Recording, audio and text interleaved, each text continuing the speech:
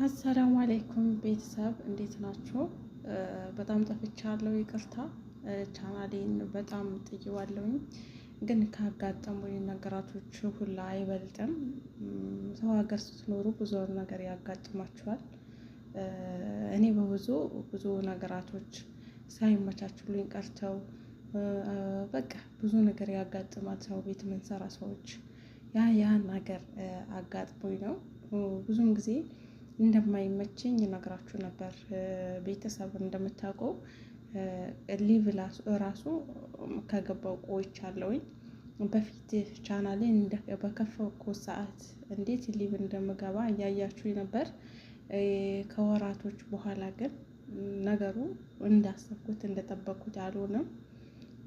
ቤትም ቀየርን። መጀመሪያ ማዳም አልነበረም፣ በኋላ ማዳም መጣልኝ። ሰውዬው ደግሞ ታመመ። መጀመሪያም ታማሚ ነበር አሰሬ። ያው እኔ ኖርማል ነበር የመሰለኝ፣ ግን ትንሽ ጭንቅላቱ ያመው ነበረ። አዲሷ ሚስቱ ስትመጣ አልተስማሙም። ከዛ ያ በሽታው ተነሳበት። ከዛም በኋላ ከሁለት ወር በኋላ ከሚስቱም አለመግባባት መጣ። ለእኔም ችግር ተፈጠረ። እኔንም ያልሆነ ውስጥ እየከተቱኝ ሁለታቸው።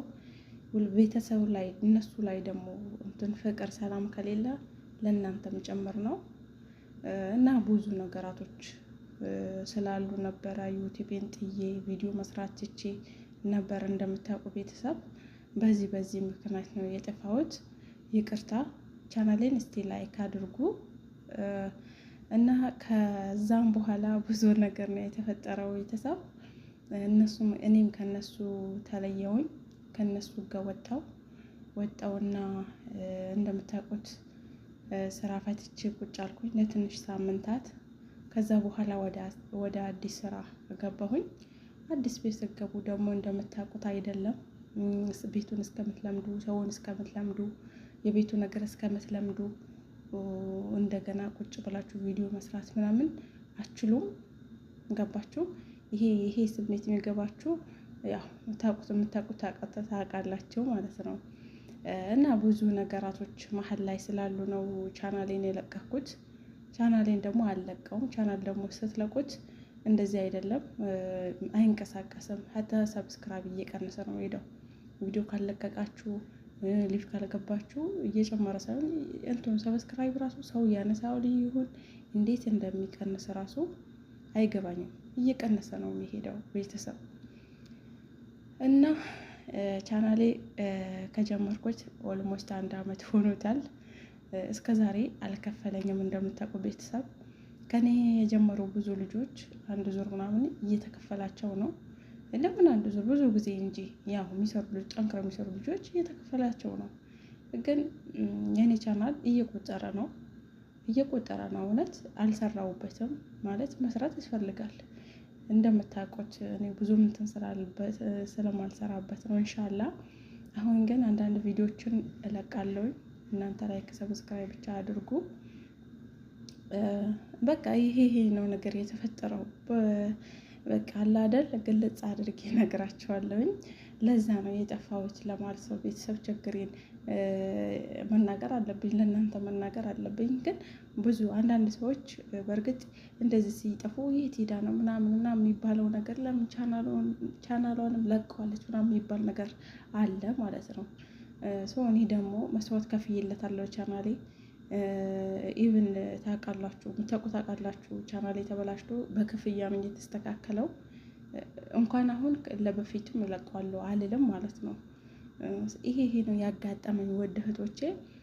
ሰው ሀገር ስትኖሩ ያኔ ራሳችሁን ጠብቁ። ማለት አለ አይደል ብዙ ነገር ይፈጠራል። በተለይ እንደዚህ ጠለቤት የምሰሩ ሰዎች እውነቴን ነው። በአሁን ሰዓት ሰዎች በጣም ጠግበዋል። በቃ ሰራተኛ በየቦታው ስለሞላ፣ በተለይ ይሄ ባህር መተው ወጥቀዋል ማለት ነው።